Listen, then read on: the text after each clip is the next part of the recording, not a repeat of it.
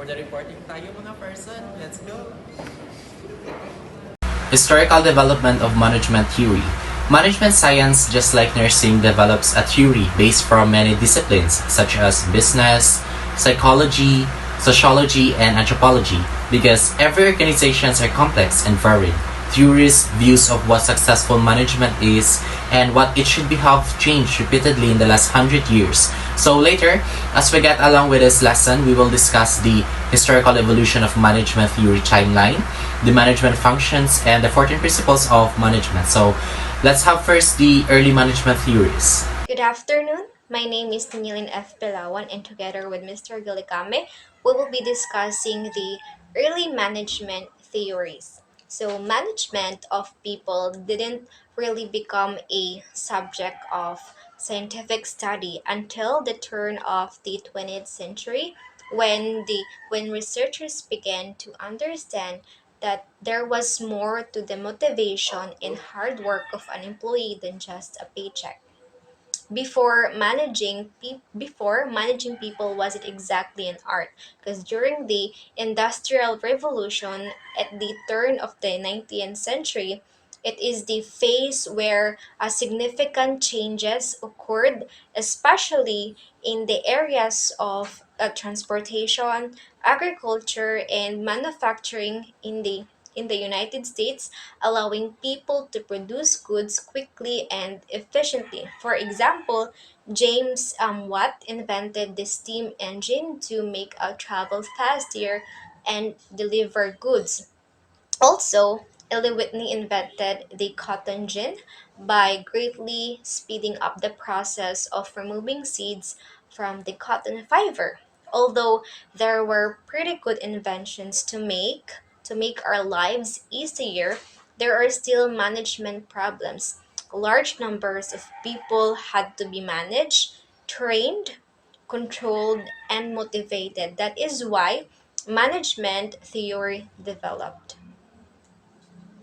The early management traced to Frederick Winslow Taylor. He was one of the earliest proponents of management theory. He is a mechanical engineer and authored the Principles of Scientific Management in 1909, and its most basic, his theory proposed the simplification of jobs.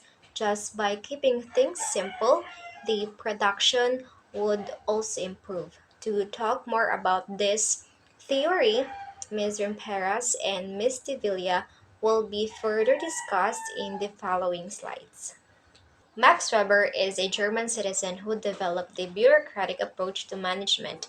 He is interested to industrial capitalism. It's like an economic system that relies on investment capital in machines and technology that are used to increase of production of marketable goods, particularly how it was successful in some areas and not in others. To understand better, Weber travels to the United States to observe the industrial capitalism, and he observed that USA used professional managers, business, and economic relationships, whereas in Germany, people were promoted to positions of power based on their social standings and connections, and businesses were closely linked to the family.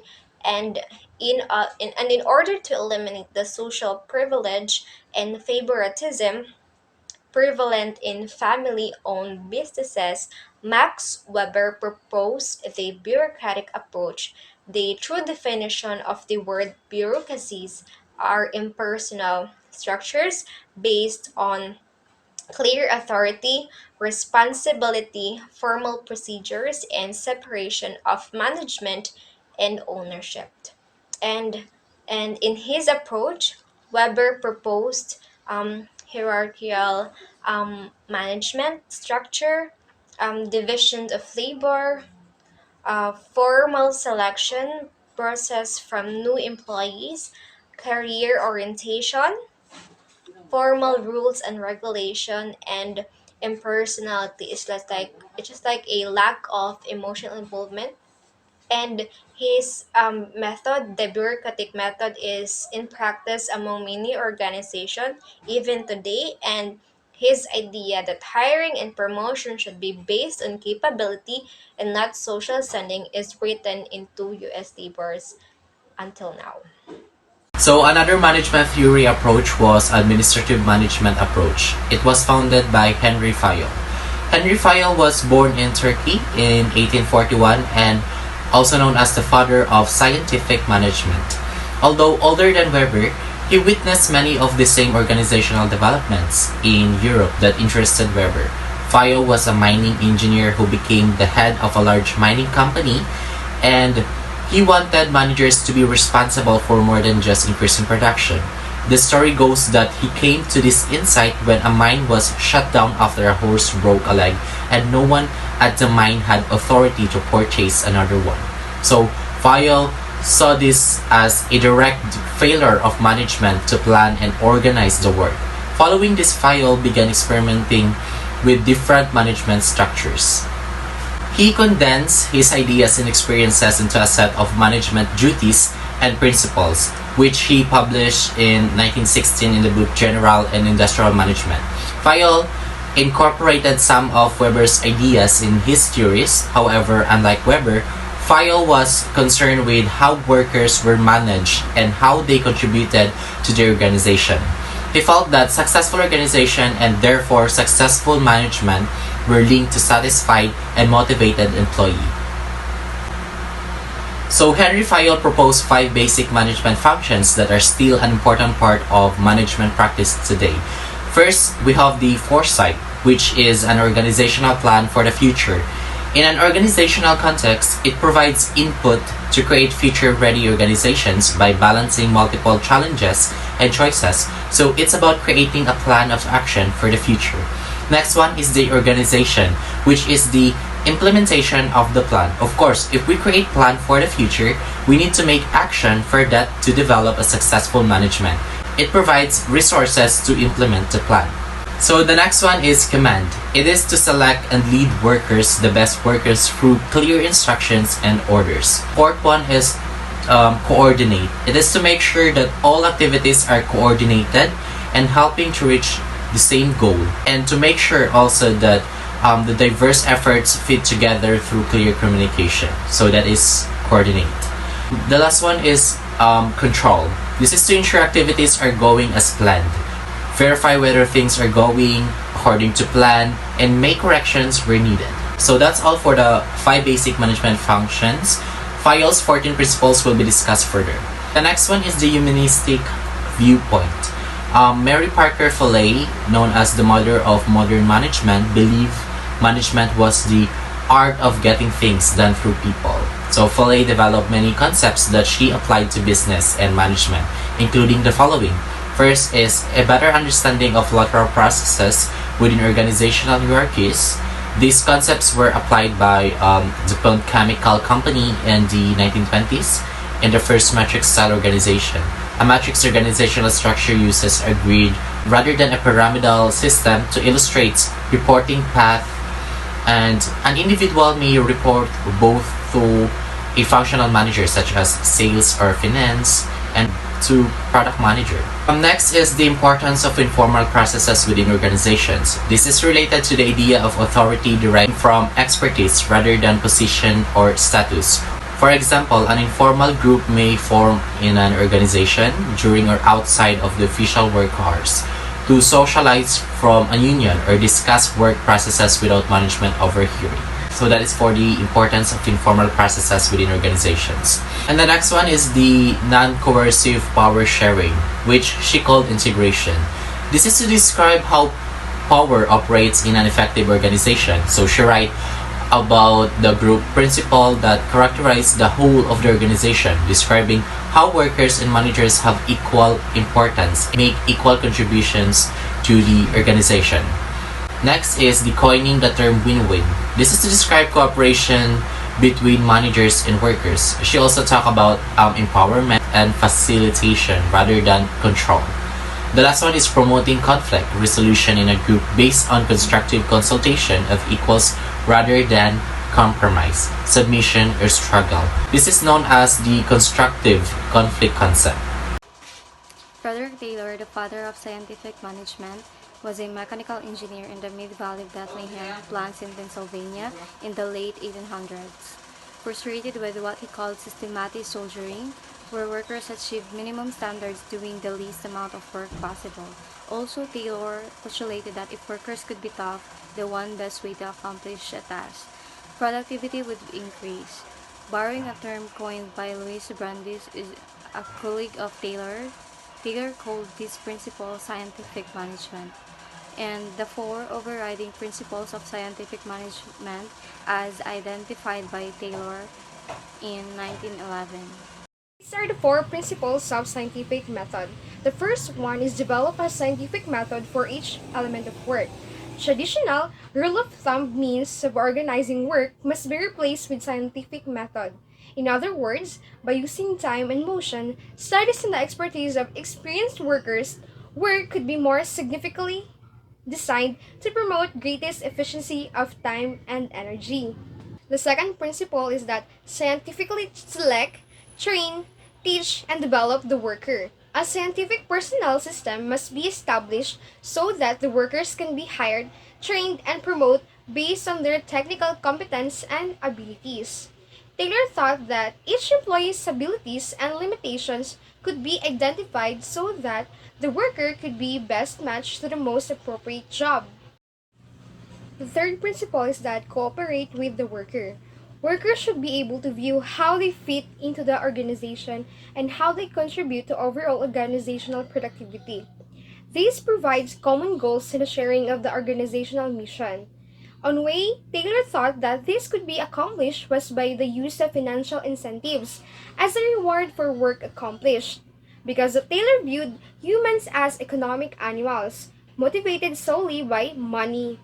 So workers were reimbursed according to their level of production rather than by an hourly wage. The fourth one is that divide the work and responsibility.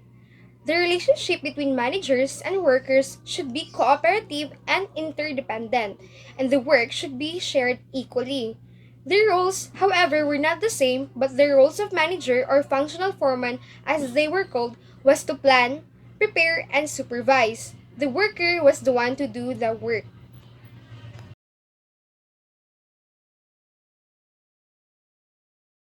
The scientific management movement gave rise to ideas that were groundbreaking at the time, such training employees and establishing standardized best practices to increase efficiency.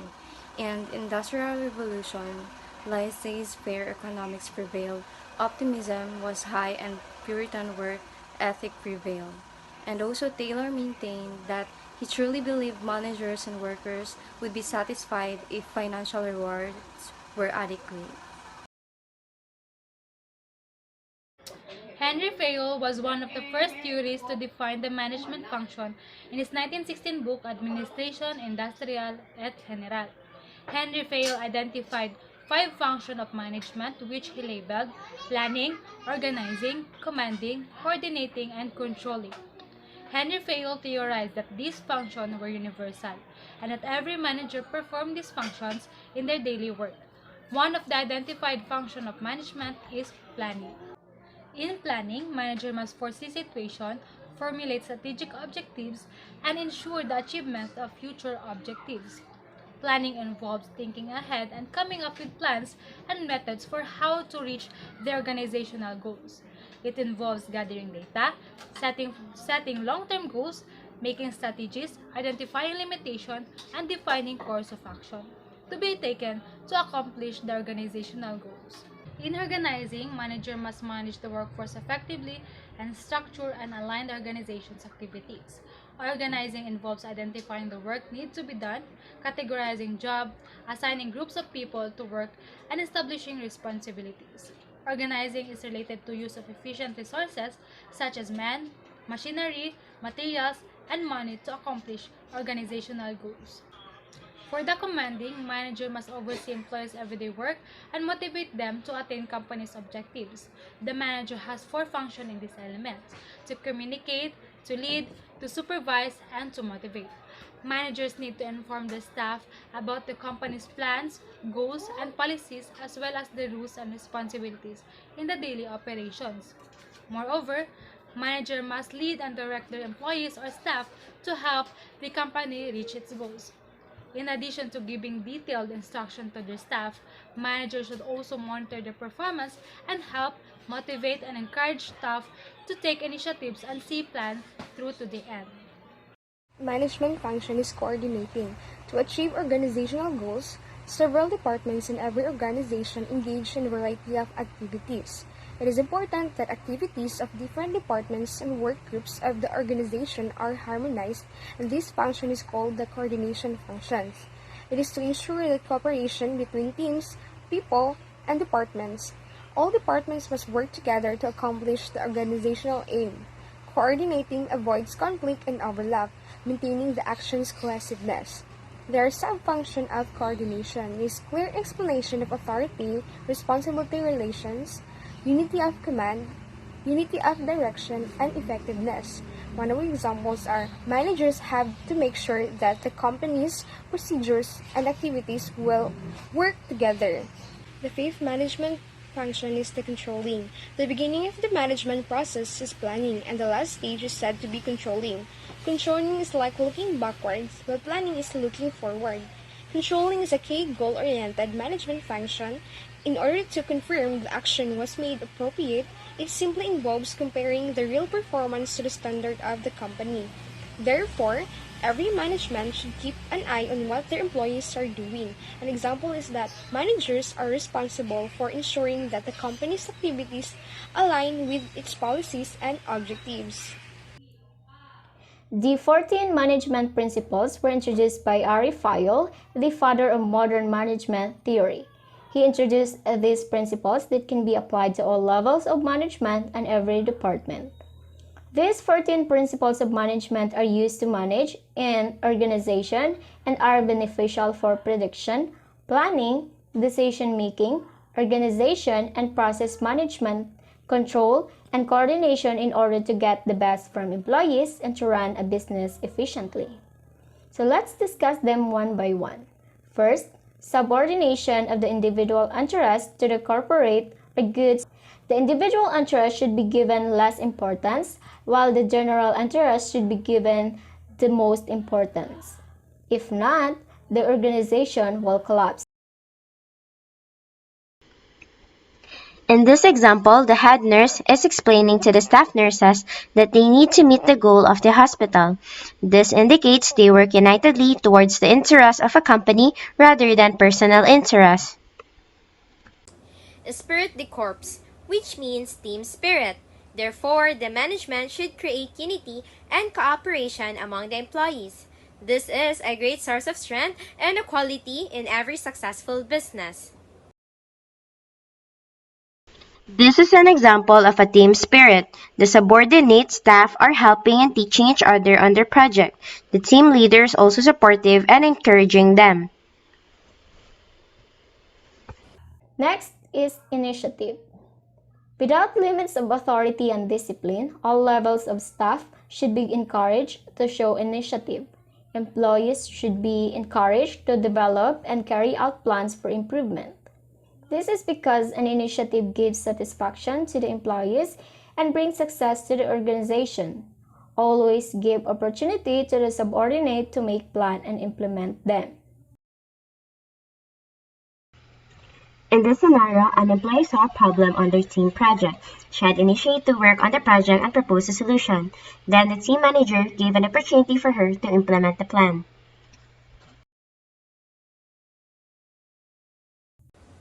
Division of work. Dividing the full work of the organization among individuals and creating departments is called division of work. Division of work leads to specialization, and specialization helps to increase efficiency, and efficiency results in improvement in the productivity and profitability of the organization. This scene portrays division of work. The chief nurse in surgery department assigned each nurses to a specific duties to perform. She looked at their current skills and assigned them to a field that they can become proficient at. Next is order. A place for everything and everything in its place. The right man in the right place. There should be an order for material or things and people in the organization. Order for things is called material order, and order for people is called social order. Material order refers to a place for everything and everything in its place, while social order refers to the selection of the right man in the right place. These employees are arranging the books in order. They put the books in the right place according to their category. Placing things in order saves time and energy and avoid confusion for the person who will use it. Unity of command. According to this principle, a subordinate or employee must have and receive orders from only one superior. This is to prevent dual subordination, with no conflicting line of command. This is a unity command principle, wherein each employee receive an order from their superior. Next is unity of direction. One head and one plan for a group of activities with the same objective. All activities which have the same objective must be directed by one manager and must use one plan only. This team is directed by one manager. The manager provided only one plan and explained its specific objectives. The team agreed and united to do the project. Centralization, decentralization. In centralization, the authority is concentrated only in a few hands.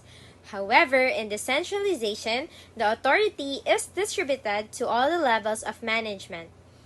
This decision should be made based on organizational needs. This is an example of centralization. This is a man who runs a hospital and appoints a director to each department, doctors, nursing, and cleaning staff. His subordinates will have no power to carry out their responsibilities without his decision and instructions. Next is stability of tenure of personnel. Organizations should minimize staff turnover and role changes to maximize efficiency. If people are secure and good at their jobs, they are happier and more productive. The more stable the personnel and the managerial structures, the more successful the business. Also, although it could take a lot of time, employees need to be given fair enough time to settle into their jobs. An employee needs time to learn his job and become efficient. Also, there should be someone who will replace the employee who left their position. This principle, a new employee is signing a 5 year contract. The contract can be renewed when the term ends. Both old and new employees should be ensured job security because instability can lead to inefficiency. Authority. Authority must be equal to responsibility. It gives the right to issue commands and includes responsibility for the consequences. According to Henry Fayol, there should be a balance between authority or power and responsibility duties. The doctor have the authority to give telephone order to be carried out by the nurse. If doctors did not have any authority, then they would lack the ability to get any work done. Next is discipline. Discipline means respect for the rules and regulation of the organization. Discipline may be a self-discipline or it may be enforced discipline. The works must respect the rules and run the organization, and of course, to establish discipline, good supervision and impartial judgment are needed. In this case, the staff nurse comes early or on time at work, which portrays a good disciplined employee. Employees' good behavior also helps companies smoothly build and progress in their professional career. Scalar chain, or also known as chain of command. It is the formal line of authority, communication, and responsibility within an organization, usually depicted in an organizational chart, which identifies the superior and subordinate relationships. Line of authority from top to bottom. This results to unity of command and allows orderly flow of information. The chain of command, sometimes called the scalar chain, is the formal line of authority, communication, and responsibility within an organization. This is a line of authority from top to bottom of the organization. They release the information from the CEO to board of director and down to the staff. Next is remuneration. Remuneration is the price for services received. If an organization wants efficient employees and best performance, then it should have a good remuneration policy. This policy should give maximum satisfaction to both employers and employees. It should include both financial and non-financial incentives. Compensation should be based on systematic attempt to reward good performance.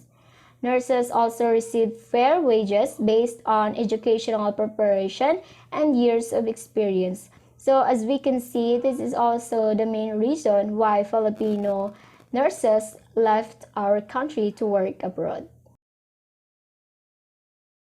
This is an example of remuneration. The team leader acknowledges the employee's good performance. He also gives bonuses to ensure that his staff feel rewarded and appreciated. Equity. While dealing with the employees, a manager should use kindness and justice towards employees equally. The managers must be kind as well as equally fair to the subordinates. This is important to develop a fair and equitable system. In this example, the manager is explaining to the staff that their workplace respect and maintain equity, and do not tolerate discrimination. A friendly environment helps a company to achieve fairness in treatment and outcomes. These 14 management principles of Henry Fayol are universally accepted. They work as a guideline for managers to do their job according to their responsibility. These principles are guidelines for every management function. The manager must act according to the 14 principles of management in order to reach the goal.